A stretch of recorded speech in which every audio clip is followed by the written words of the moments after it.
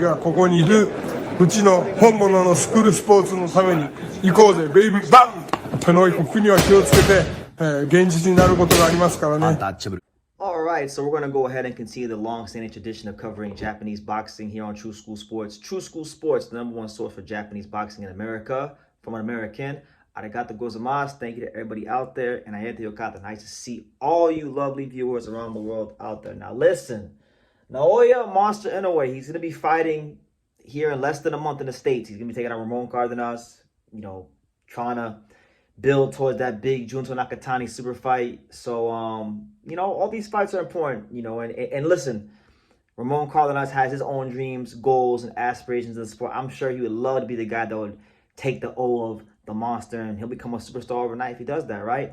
Now, there's been a lot of talk about how this event will do because, Top Rank Boxing, they didn't book a small venue for the monster in America. No, they booked him the T-Mobile Arena, which is a hockey arena. It's an arena which has upwards of 20,000 seats. So only the biggest, the best, and the brightest stars in sports entertainment occupy these venues in America, which they believe in the monster star power, and they believe that. Now, you guys remember I did a video where my boy David, he had a source that stated that that pre-sales are doing very well.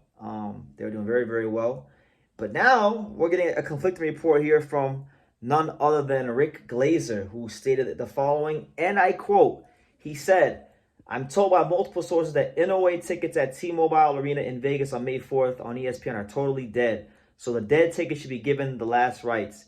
And Team Inoue isn't happy about the promotional flop. The promoter, none other than Top Rank, that's boxing at Top Rank nowadays." So look, Rick Glaser continues his smear campaign amongst Top Rank. I don't know why he's hating on Top Rank these days. He used to love Top Rank. He once called Bob Arum Albert Einstein on this channel, compared him to Albert Einstein. But that's neither here nor there. This is interesting hearing this from Rick because Hideki Ohashi said himself in the Yahoo Japan article that tickets are selling very, very well, and he expects a very, very packed crowd in the arena. So there's conflicting reports everywhere. Here's what I believe. I'm going to tell you guys what your boy BT believes, okay? I personally don't think the fight is like a sellout or anything like that, but I also don't think the fight is flopping. I think the truth is somewhere in the middle. So what I think is, I think you probably got like around maybe a couple thousand tickets sold. And then I think what's going to happen is as the monster arrives to the States and they actually start the promotion for the fight, you're going to get a lot of walk-up tickets. There's going to be a lot of people that are boxing fans, maybe Japanese people that come from Japan or LA or whatever that are going to come to the arena and they're going to buy tickets the week of the fight.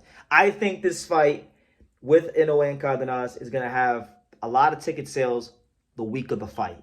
You may hear things about, they're not really selling well. You may hear they are selling well. I think tickets are going to sell the most during the week of the fight. But listen, either way, look, ticket sales don't even matter. They matter to a degree. But if the monster don't go in there and beat Ramon-Cardenas and look good doing it, then, he's not going to fight in the States again because he'll be looked at as he'll get the Anthony Joshua treatment. You guys remember when Anthony Joshua was a massive star? And then he came to America and made one of the biggest American debuts this country's ever seen, only to get turned over and beat the fuck up by Andy Ruiz Jr., who was also a Mexican-American. Anthony Joshua never came back to even. So Anthony Joshua's 0-1 on American soil. Now, unlike Anthony Joshua, the monster has won on American soil, but these are different circumstances. He's a bigger star now. There's more eyeballs on him. There's more attention. So he has to beat Ramon-Cardenas, and he has to do it in impressive fashion. Whether the event sells well or not, it matters to a point. But if he wins and looks great doing it and knocks him out, and it's on American soil, and it's on primetime on ESPN after Shohei Ohtani plays, then that's going to drum up more interest from here in the States. So I'm not really worried about whether it sells well or doesn't sell well, if it sells well or not. I think there'll be a good crowd there. I don't think it's going to be 20,000. I don't think that.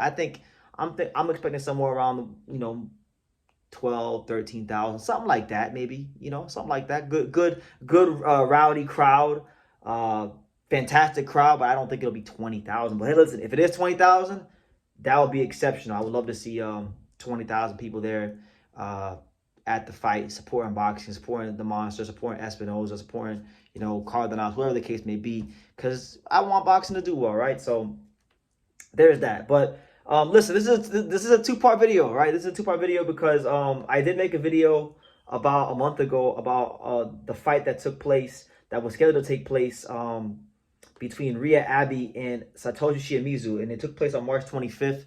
So I wanted to give my follow-up video, a late post-fight review, if you will, to that fight, because I don't like when I make videos about fights and then I don't come back and actually give a post-fight review for them. It's not good and it's in poor taste.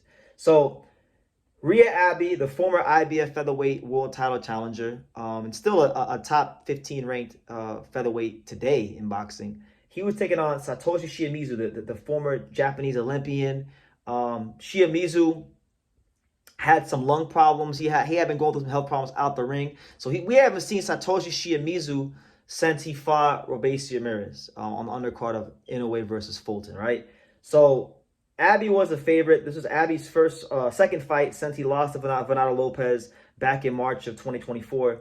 And, you know, I watched the fight, and, like, obviously, Reiya Abe is not a big puncher. I would say Shimizu is the bigger puncher, but Shimizu is very dependent on his left hand. So I saw him in the fight looking for that left hand, and it took him a lot of time to find that left hand. And watching the fight, I thought Abe won. I thought Reiya Abe won by probably 2 rounds, like 6-4 or something like that. Maybe 7-3 if you really wanted to stretch it out, but I was thinking more like 6 rounds to 4. One judge did score 7 rounds to 3 for Reiya Abe. Because I just thought he was landing the more critical punches, the more impactful punches.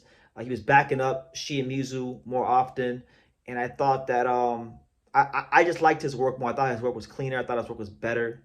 Shimizu took some time to get started, as you would expect, because he's 39 years old, and it's crazy because again, there's politics and everything in boxing, and this was an Ohashi Promotions card. Shimizu is an Ohashi Promotions fighter, so you know how that goes. You fight a Mr. Honda, you fight a Tekken fighter as the beat on their card, you fight a Ohashi fighter on their card. Just expect for there to be some foul play on the scorecards and not get a fair shake. I thought Reiya Abe, I'm not gonna say he was robbed, but I thought he won. I thought he won the fight, and I thought that, you know, he should have got the decision. And I don't really see what the point is in not allowing Abe to get the decision, because Shimizu's 39 years old, and truth be told, in the pros, he's shown that he's not that good, like at the world level when he fought Robeisy. At least with Abe, you know, you watched the Venado Lopez fight, you can see he could box. He don't got no power, but he can box. He's very crafty. He has good footwork. You know, Abe's good, man. Abe can make some noise fighting some of them guys in the top 15. I don't know if he'll be a champion, but I think he can make some noise and do well fighting fighters in the top 15. So I thought it was a good performance from him. I thought he did a good job counterpunching, being on the front foot. Obviously, his defense did slip a little bit as the fight went on, because Shimizu did fight at home for the left hand, but I thought he won more than enough rounds to win that fight. And it's a pattern I'm seeing, man. Like, when you fight a Ohashi or Tekken Promotions fighter and you're not promoted by those people, you need to do a lot more. You need to go the extra mile to win, because I've seen it with Seiya Tsutsumi, I've seen it with Hiroto Kiyoguchi, and I've seen it now with Reiya Abe. These guys have not gotten fair treatment when they fight fighters from those promotional companies. So I'm just making an observation. I'll leave it at that. But yeah, that's the news. Inoue tickets are not selling well, according to Rick Glaser. I've seen reports from Ohashi where they're saying that they're selling well. I've seen reports from other people in boxing where they say they're selling well. I don't know what the hell the truth is, but I personally think there will be a good crowd there. And you'll get a lot of walk-up tickets the week of the fight, because the hype will be pretty good. So yeah, let me know what you guys think in the comments down below. Make sure you guys take the time to subscribe. And like I say in every single one of these videos, you can love me or you can hate me, but I'm just a kid from Dania. So until next time, take care, guys.